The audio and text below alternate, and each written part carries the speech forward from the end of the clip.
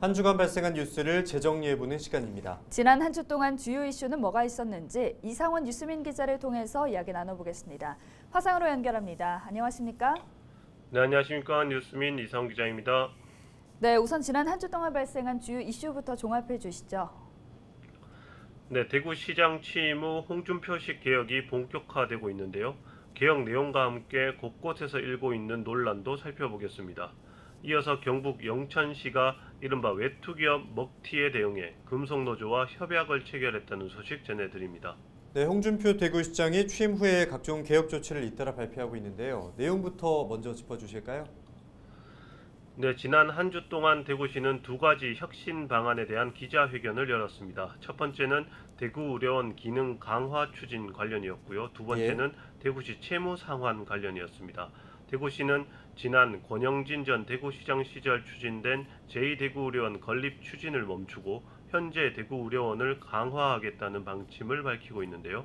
지난 13일 대구의료원을 경북대병원에 단계적으로 위탁하는 방안을 담은 강화 계획을 발표했습니다. 14일에는 홍 시장의 대표 브랜드와 같은 채무 제로 계획도 발표했습니다.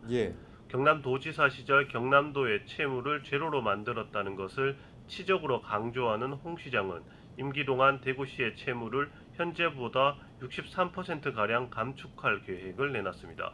네, 말씀하신 것 외에도 시정 혁신이란 명목으로 여러 정책을 추진하고 있는데요. 공직사회 내부에서는 불만의 목소리도 흘러나온다죠.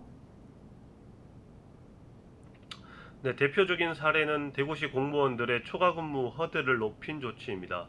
평소 공직자의 야근에 부정적인 입장을 피력한 홍 시장은 취임과 함께 기존 과장 결제 사안이던 초과 근무를 국장 결제 사안으로 변경했습니다.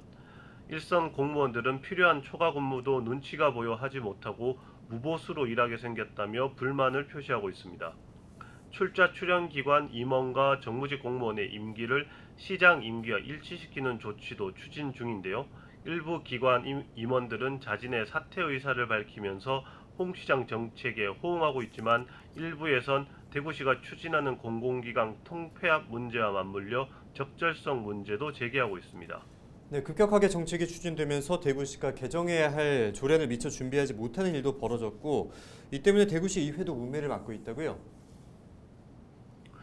네, 대구시의회가 홍준표 시장이 추진하는 공공기관 통폐합 추진 송봉장에 서면서 여론의 문매를 맞고 있습니다. 통폐합에 필요한 조례 발의 요건을 갖추지 못한 대구시를 대신해 시의원들이 발의에 나섰기 때문입니다. 대구시가 추진하는 공공기관 통폐합에 필요한 조례 7건이 지난 13일 오후 대구시의회 의원 7명의 대표 발의를 통해 의회에 접수됐습니다. 발의에 동참한 의원은 전체 의원 32명 중 26명입니다.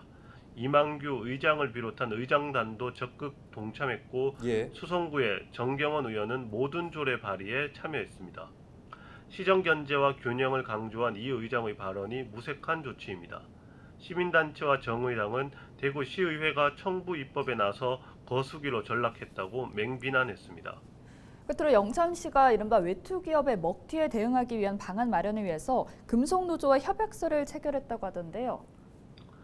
네, 일본 외투기업 다이셀 코리아의 일방적 철수 결정으로 노동자 133명이 일자리를 잃게 된 경북 영천시가 지난 14일 같은 일을 방지하기 위한 방안 마련에 협의했습니다.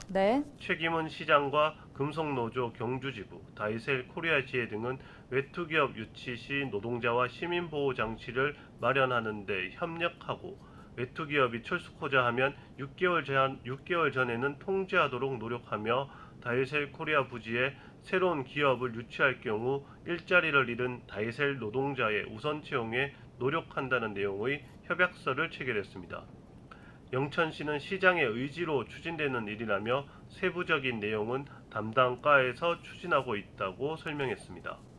네, 지금까지 이상원 뉴스민 기자와 주간 이슈 살펴봤습니다. 오늘 말씀 감사합니다. 네, 감사합니다.